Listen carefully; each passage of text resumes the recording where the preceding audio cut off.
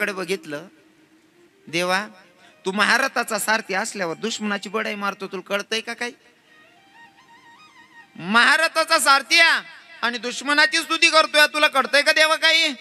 तेव्हा देवानं सांगितलं, मी जरी तुझा रथाचा सारथी ना अर्जुन, ऐक, मी जर तुझा रथाचा सारथी तरी सुद्धा समोरचा तुझ्या रथाचं चाक हाणून पाडतो, मग काय योद्धा कमी आहे का? तो आपला दुश्मन पण मी तुझ्या रथावर बसला असताना तुझ्या रथाचं चाकच हाणून पाडलं, मग योद्धा कमी आहे का? दुश्मन पण जर कर्तबदारी खरी असेल तर खऱ्याची स्तुती झाली पाहिजे, कारण या व्यासपीठाचं महत्व तेच आहे. मला माहिती काही काही ठिकाणी महिला माता चुकत असतील, पण एवढं सत्य की त्यांच्याशिवाय सुद्धा आपल्याला महत्व नाही आहे. गाड्याचे 2 चाक आहेत, ते बैलगाडीचे 2 चाक आहेत. हो, म्हणजे असं नाही महिला बाया पाहिजे असं नाही, बाईसाठी माणूस बी तेवढाच जरुरी. ज्या बाईचं बिचारी विधवा बसलेले असेल माझी ताई, त्या माईला विचारा बिगर नवऱ्याचं जीवन जगणं कसं असतं. जर एखादा भावासोबत गोष्ट करत असेल ना, तरी सुद्धा लोक कोणत्या नजरेनं बघत असतील, फक्त कल्पना करतात. त्या बाईला विचारा, बिचाऱ्या माईला ती कसं जीवन जगते. कसं आहे ना, हे नातं टिकवणं गरजेचं आहे. आणि काकाश्रींनी मला तर एवढा चांगला संदेश दिला. पत्नीबद्दल जर ते लेख लिहित असतील, काय परिवार आहे राजा, काय परिवार आहे महाराज. हो, आणि हा कार्यक्रम मला वाटतं काका काही कारणास्तव कॅन्सल पण झाला होता, पण हा खूप भारी दरी नाही म्हणे महाराज वो आलेच पाहिजे म्हणे कीर्तन. कसं रास ना, एखादा माणूसने ऐपत प्रमाणे पाया बांधा घ्या, आत मावू नका, मग करू सुबो. नेमकी हिंमत सुटी गई ती पाया बांधा माझ. मग आखो काकाने विचार करा, जाऊ दे म्हणे पत्र नको आहे ना, पण बनाय टाकूत म्हणे, पण करा मग कार्यक्रम. कारण आपला कार्यक्रम करणं रवी बाबा इथलं सोपं बी नाही ना. हो, गरीब माणूस हिंमत सुटच बर का बेटा. कीर्तनासाठी उपस्थित महाराज मंडळी, इकडे मृदंगाला साथ करतायत माझे जीवाभावाचे, माझे बंधूच आहेत आमचे निंबा महाराज. गायनाला साथ करतायत आमचे चिमठावडचे आमचे जीवाभाऊ महाराज आहेत. इकडे आमचे रवी बाबा रानमाळेकर, बरोबर ना?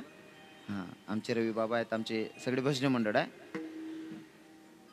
विनेकरी बाबा आहेत. इकडे आमचे महाराजजी आहेत. महाराजजी मला भेटलेले आहेत, पण नाव नाही लक्षात राहिलं बाबा. माऊली बाबा ज्ञानेश्वर महाराज. मला वाटतं अम्मनेर मध्ये भेट झाली ना आपली, जळगाव मध्ये. बरोबर. आणि जे आरगावला साथ करतात ते आमचे मालपूर संस्थानचे मठाधिपती आमचे संदीप महाराज आहेत. भागाभागातून परिसरातून आलेले सगळे श्रोतेगण. आता बरीच मंडळी बाहेर गावावरून आलेली, प्रत्येकाचं नाव घेणं काही शक्य होत नाही, पण इथं कीर्तनासाठी उपस्थित आमची कीर्तनकार महिला, तुमच्या धुळ्याची श्रीमंतीच आहे आमचे चंदाताई सांगळे, ते पण कीर्तनाला उपस्थित आहेत. खूप दिवसाच्या नंतर भेट झाली महाराज आमची. जवळ बापू कथा आहेत. क्या बात आहे. मी घर मन राहीन तू मन आंडेरशे म्हणतं त्या घरनं बाया मनकडे दकेत मा इथला काय जुना धरला आहे जाऊन.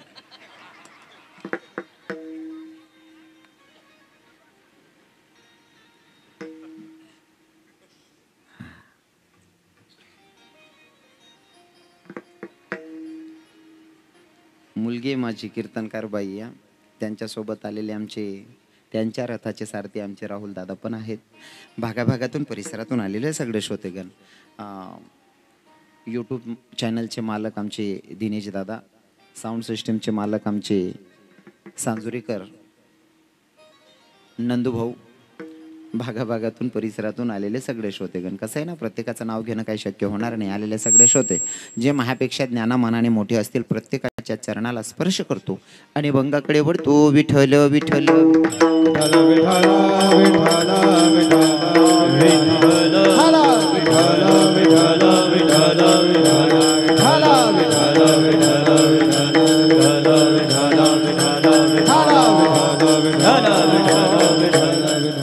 अभंग आहे तुकोबारायांचा. कोण तुकोबार आहे? ज्यांची 65 लाखाची जागीर लोकांना दान करावी ती तुकोबार आहे. कोण तुकोबार आहे? जाळूनी संसार बैसले अंगणी ती तुकोबार आहे. कोण तुकोबार आहे? संसाराच्या नावे घालून या शून्य ते तुकोबार आहे. आणि ते तुकोबार या अभंगातून तुम्हा आपल्या जीवांना समजवताय भैया, जर जीवनामध्ये काही संकट आलं तर त्याला तोंड द्यायचं आहे तुम्हाला. हो, पण जीवनात संकटच यायला नको असं जर वाटत असेल तर कर्म चांगलं करा. कारण जशी सावली साथ सोडत नाही तसं कर्म आपली साथ सोडत नाही. म्हणून कर्म करत असताना सावधगिरीनं करा. मी नेहमी तुम्हाला उदाहरण म्हणून सांगेल, एक्झाम्पल म्हणून सांगेल. जर दर्याखोऱ्यांमध्ये उभे राहिलात, दर्याखोऱ्यांमध्ये उभं राहिल्याच्या नंतर जर तुम्ही आवाज दिला राम, तर दर्याखोऱ्या तुम्हाला 4 वेळेस म्हणतात राम राम राम. दर्याखोऱ्यांमध्ये उभं राहून म्हणलात राधे, तर दर्याखोऱ्या तुम्हाला 4 वेळेस म्हणतात राधे राधे राधे. आणि जर दर्याखोऱ्याच मग उभा राहीन सांग नीच, मग त्या दर्याखोऱ्या काय म्हणतात, भाऊ दादा आप्पा तात्या असं म्हणतेस का? हा, तुम्ही जर जिथं जे म्हणला ते 4 पटीनं तुम्हाला ऐकायचं. कर्म सुद्धा तसंच आहे. अजून उदाहरण म्हणून सांगेल. इथं बसलेले बरेच शेतकरी असतील, बरेच शेतकरी असतील. तुम्ही शेतीमध्ये आता गव्हाची पेरणी करणार आहे. बाबा लोक गहू पैरशात ना, ते गहूनी थैली कितला किलोनी रास? 40 किलोनी. 40 किलोनी थैली पैरान टाइमला लई जातस. पण जवळ कापाल जातस आणि ट्रॅक्टर लई जातस. लई जाताना मोटरसायकलवर टीन लई घ्यात, पण लईताना ट्रॅक्टरवर लई न पडस. बरोबर आहे ना? पेरणी करायची 40 किलोची, पण आणताना कमीत कमी 30 ते 40 क्विंटल आणतो. तसंच कर्म, जेवढं आपण चांगलं केलं ना 4 पटीनं आपल्याला चांगलं भेटतं. पण जेवढं वाईट केलं तेवढं 4 पटीनं वाईट सुद्धा आपल्यालाच भेटतंय. अजून उदाहरण म्हणून अजून सांगेल. जेव्हा सुदामजी कन्हैयाला भेटायला गेले ना, तर सुदामजी सोबत फक्त सुशीलानं कच्च पोहे बांधून दिलेला आहे. सुदामजीकडनं भगवंत पोहे खात होते. मूठभर पोहे खाल्ली, पर देताना सोन्याची नगरीच दान केली. बरोबर आहे ना? खाताना फक्त मूठभर पोहे खाल्ले, पण देताना सोन्याची नगरी दिली. बोलू नका. माझा भगवंत असा न्यायाधीश. तुम्ही कर्म करत असताना सावधगिरीनं करा, नाहीतर 4 पटीनं ते भेटतात. मग ते सुखाचं असेल की दुःखाचं असेल. जगी जीवनाचे सार घ्यावे जाणूनी सत्वर, जैसे ज्याचे कर्म तैसे फळ देतो रे ईश्वर. जैसे ज्याचे कर्म तैसे फळ देतो रे ईश्वर. जगी जीवनाचे सार घ्यावे जाणूनी सत्वर, जैसे ज्याचे कर्म तैसे फळ देतो रे ईश्वर. जैसे ज्याचे कर्म तैसे फळ देतो रे ईश्वर. क्षणिक सुखासाठी आपुल्या कोणी होतो नीती भ्रष्ट, कुणी त्यागी जीवन आपुले दुःख जगी करण्या नष्ट. देह करी गेले काय, देह करी गेले काय, आत्मबोध तो नंतर. जैसे ज्याचे कर्म तैसे फळ देतो रे ईश्वर. जैसे ज्याचे कर्म तैसे फळ देतो रे ईश्वर. जगी जीवनाचे सार घ्यावे जाणूनी सत्वर, जैसे ज्याचे कर्म तैसे फळ देतो रे ईश्वर. जैसे ज्याचे कर्म तैसे फळ देतो रे ईश्वर. वा वा बाबा, संदीप बाबा, 1 नंबर प्रमाण दिलं तुम्ही. जैसे ज्याचे कर्म तैसे फळ देतो रे ईश्वर. तुम्ही जे पेरणार आहात ते उगवणार आहे. हो, जसं सावली साथ सोडत नाही तसं कर्म साथ सोडत नाही. मग काही काही लोक म्हणतात महाराज आमच्याकडनं जर कर्म चुकीचं झालं तर आम्ही गंगा स्नान करून घेतो, तीर्थक्षेत्रावर जातो, पाप धुवून टाकतो.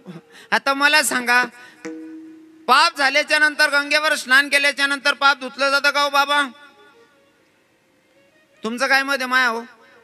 गंगेमध्ये स्नान केल्याच्या नंतर पाप धुतलं जातं का?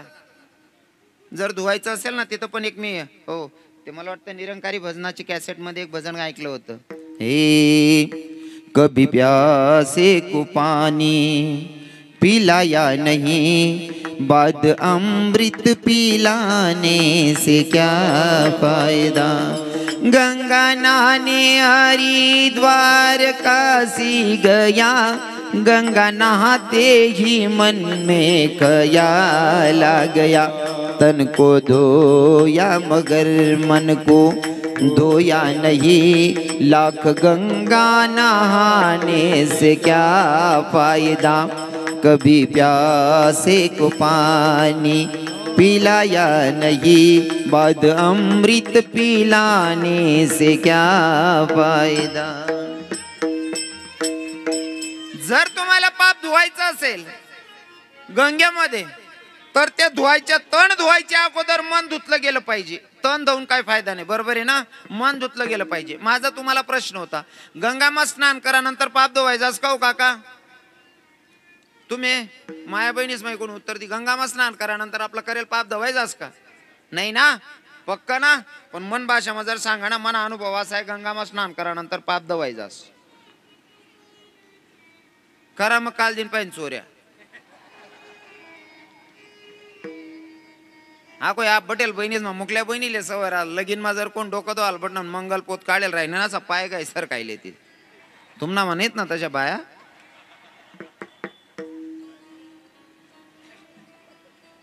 गंगेमध्ये स्नान केल्याच्या नंतर पाप धुतलं जातं याच्यासाठी प्रूफ देईल मी.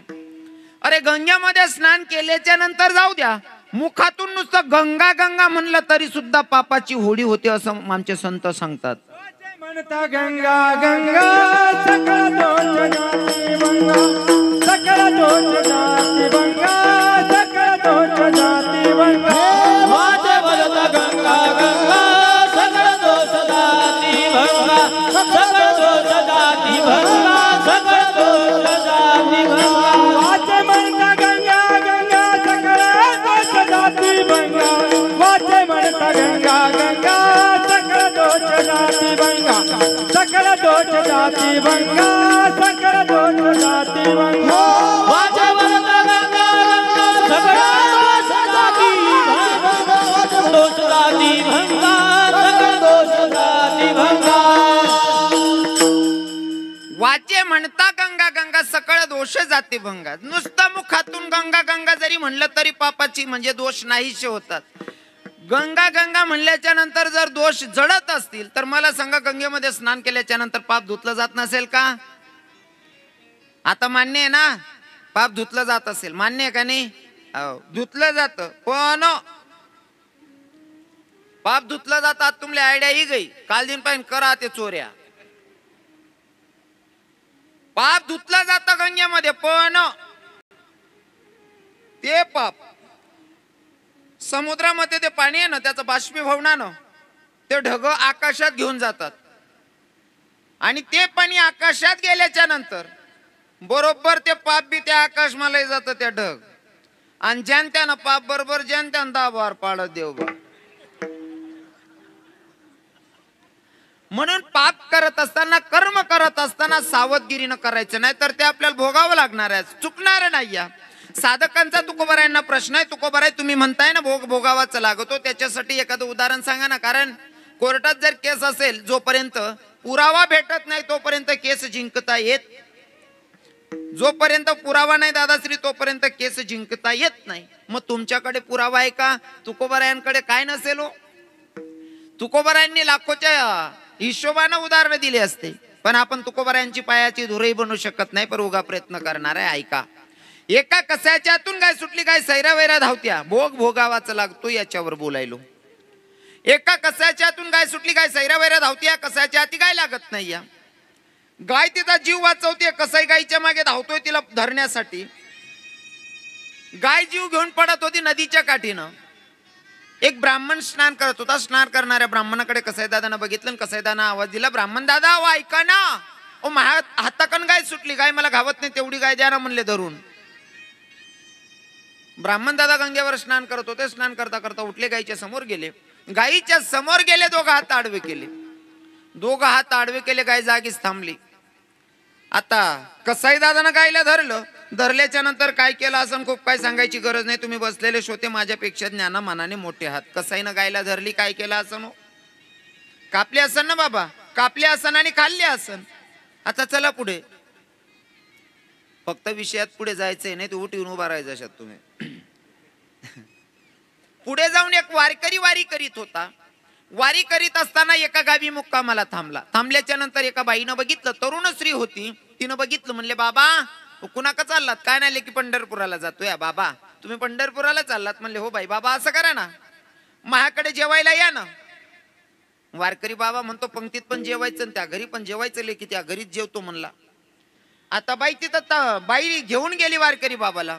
जेवण वगैरे झालं, घरातून काढता पाय घेते तोपर्यंत त्या बाईनं पुन्हा आवाज द्यावा, बाबा चाललात कुठं? काय नाही लेकी मंदिरावर झोपायला चाललो. बाबा तुम्ही मंदिरावर झोपणार आहात? म्हणले हो बाई. बाबा असं करा ना, मंदिरावर झोपण्यापेक्षा इथंच झोपा ना, आम्ही दोनच नवरा आणि बायको आहेत म्हणले घरामध्ये, तुम्ही इथंच झोपा म्हणलं. बाबा बाबा म्हणतो मंदिरावर झोपायचं आणि त्या घरी पण झोपायचं, लेकी त्या घरीच झोपतो म्हणला. वारकरी बाबाला पुढच्या रूम मध्ये बेड टाकलेला. दोघं नवरा बायको आतल्या रूम मध्ये झोपलेल्या इथं. दोघं नवरा बायको मागच्या रूम मध्ये, पुढच्या रूम मध्ये वारकरी बाबाला बेड टाकलेला. मागे बोलणाऱ्यांनी बोलू नका. ऐन मध्ये रात्र आणि बाईच्या मनामध्ये जरा वासना निर्माण झाली. दृष्टांत हा सिद्धांत पटवण्यासाठी या लक्षपूर्वक आहे का, याच्यातून कोणी वाईट विचार करायचा नाहीये. वाईट विचार केला की मग आपण जितकं वाईट विचार केला तितकं वाईट दिसत जातं, नाही का. मानसिकता अशी ठेवायची ना, वाईट मधनं सुद्धा चांगलं काढायची मानसिकता ठेवायची. हो, आणि वाईट मधनं चांगलं काढणारे लोकच चांगले असतात. अगर नजर चांगली असेल ना, दृष्टी चांगली असेल तर सृष्टी चांगली दिसते. आणि जर नजरेत दोष असेल तर चांगलंही वाईट दिसतं माणसाला. जसं की उदाहरण म्हणून सांगेल, जर नजर चांगली असेल ना तर किचडमध्ये कमळ बघू शकतो माणूस. नजर जर चांगली असेल तर किचडमध्ये कमळ बघू शकतो. नजरेत जर का दोष असेल ना, चंद्रात पण दाग दिसतो. बघायचं आपल्याला कोणत्या नजरेनं बघायचं. बाईच्या मनामध्ये कामवासना निर्माण झाली. बाई उठली, वारकरी बाबाला म्हणते, वारकरी बाबा माझी इच्छा पूर्ण करा. वारकरी बाबा म्हणतो, बाई मी वारकरिया, मी वैष्णवा, मी माडकरिया, मी वारकरिया. माझ्यासाठी, आमच्या वारकऱ्यांसाठी परस्त्री म्हणजे आमच्यासाठी आमची माय, आमची बहीण असते. बाई म्हणते, वारकरी बाबा ज्ञानाच्या गोष्टी सांगू नका, माझी इच्छा पूर्ण करा. बाई असली घाणेरडी काम आम्ही करतच नाही. आमच्यासाठी परस्त्री म्हणजे आमची माय, आमची बहीणच असते.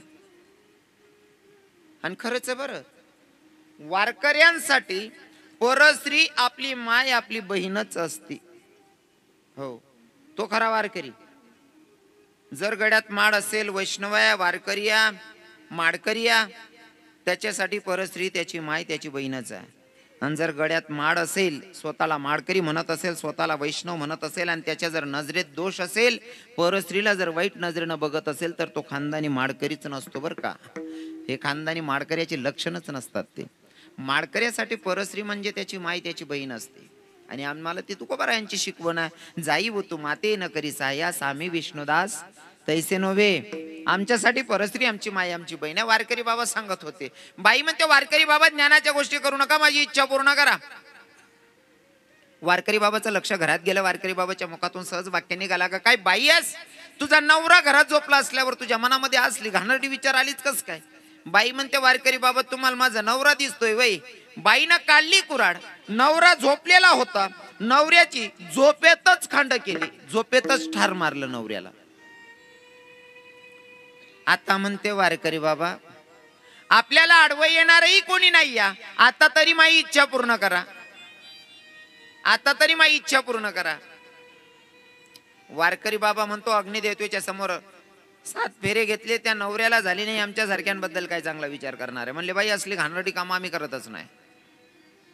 बाई म्हणते, आता का नवराही मेला, वारकरीही माझी इच्छा पूर्ण करत नाही. मग बाईनं थोडं थैमान गाजवलं. आईन मध्यरात्र आवाज द्यायला सुरुवात केली, काका बाबा मामाजी वाचवा, वाचवा, वाचवा म्हणतात. गावातील लोक जमा झाली. बेटा काय झालं? काय नाही काका, या वारकरी बाबानं माझ्या आबरूवर हात टाकायचा प्रयत्न केला, माझा नवरा मला वाचवायला आला, तर माझ्या नवऱ्याला सुद्धा जीवे ठार मारलं या वारकऱ्यानं. खरं होतं का होते? खरं होतं का? किती मोठा खोटाळ आहे की नाही. पण तुम्हाला सांगतो, जीवनामध्ये हा खोटाळ कोणावरही येऊ शकतो. रवी बाबा, कोणावरही येऊ शकतो. तुम्ही म्हणसान कस काय? ओ, माझ्या जगाच्या मालकावर सुद्धा खोटा आड आला होता, कृष्ण भगवंतावर समंतक मणी चोरण्याचा. जर माझ्या देवावर खोटा आड येऊ शकतो, तर तुमचा आणि माझं काय घेऊन बसलात? खोटा आड काय येतो ते सांगायला आपल्याकडे वेळ कमी आहे, त्याच्यामुळे मी जरा धावतो सांगतोय. हो, काही गोष्टी ना आपण वाचत गेलो ना, आपल्या ग्रंथांमध्ये सापडतात. अभ्यास केला ना, खोदत राहिलं की पाणी लागतं. पण खोदायचं आपली ताकद असली पाहिजे. पण आपल्याला जर का थोडाही दगड लागला का, आपण रिटर्न येतो, जाऊ दे दगड लाग गया. खोदत राहायचं. खोदल्याच्या नंतर खाली दगड ना खाली, जिथलं गार पाणी राहत तिथलं कोठेच राहत नाही, पण दगडले घाबरान नाही. तसा ग्रंथ तुम्ही वाचत राहिलात ना, त्याच्यामधनं भेटत राहतं. खोटाड कधी येतो काका?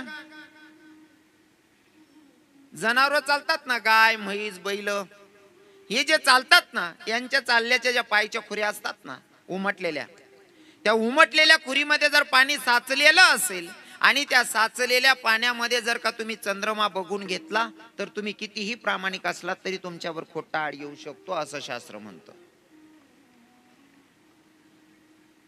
वारकरी बाबा उघड्या डोळ्यानं सगळं सहन करत होते. आता माझं कोण ऐकणार आहे? म्हणले बाईवर जेवढा विश्वास करतील तेवढं माझ्यावर करणार नाही. गावातील लोक जमा झाली का रे, वारकरी असल्यावर तुझ्या मनामध्ये असले घाणेरडे विचार.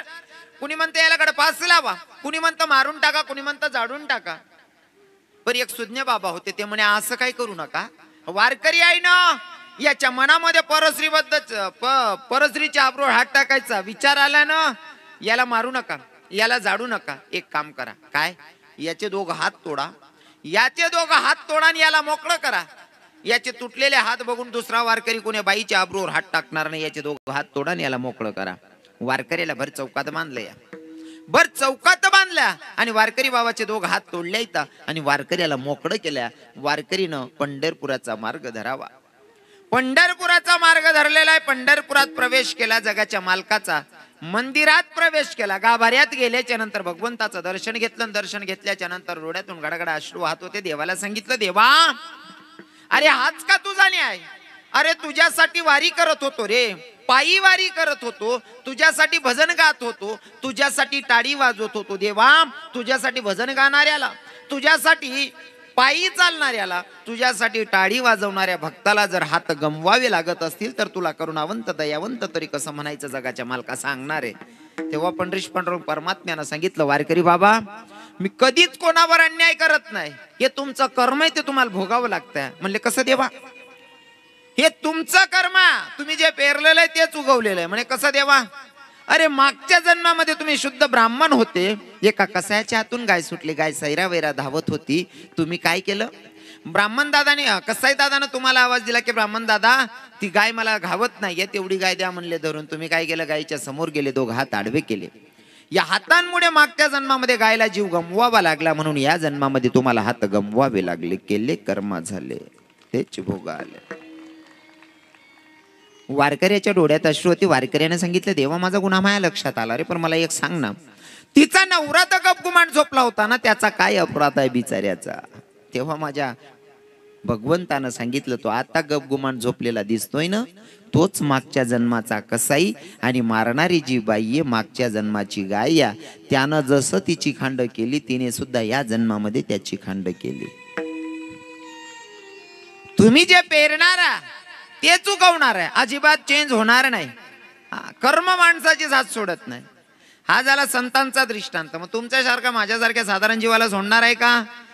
फॉर एक्झाम्पल, एक म्हातारा घरात जास्त कटकट करत होता. बायको म्हणते नवऱ्याला तुमचा बाप लई कटकट करतो, तुमच्या म्हाताऱ्याला कुठेतरी पाठवा. नवरा म्हणे जर कुठे दाडा ते भाऊ बन की मा हसूही जाईन, गली आली मा हसूही जाईन, असं करत म्हाताराला मारीच टाकच म्हणे. बापाला सांगितलं, पप्पा म्हणे काय? म्हणले तुमले तीर्थक्षेत्रावर लई जाणं शे स्नानसाठी. बापले बस आली ना गाडी मा आंघोळसाठी लई जाणे तीर्थक्षेत्रावर स्नान करायला. बापले एवढा आनंद, पोऱ्या काय सुधारणा बो म्हणे म्हणा. बापानं काय बापाला गाडीत बसवलं, हो तीर्थक्षेत्रावर नदीच्या काठी घेऊन गेला. बापना हात धरी गाडी माई उतार.